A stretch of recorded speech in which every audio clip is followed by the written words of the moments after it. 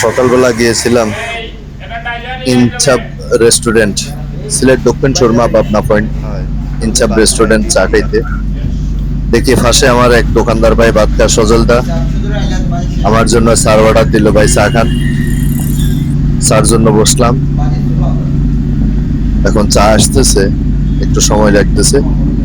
চাও মজা, এই দোকানটায় সব খানি যত আইটেমই করে ওরা, আইটেমগুলো খুব মজার, তৃপ্তি সহকারে খাওয়া যায়।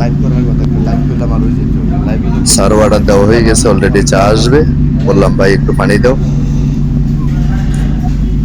পানি আনবে, ফিল্টার পানি। পানি খাবো, চা খাবো, চা খাইয়া তারপরে আবার দোকানে আসবো।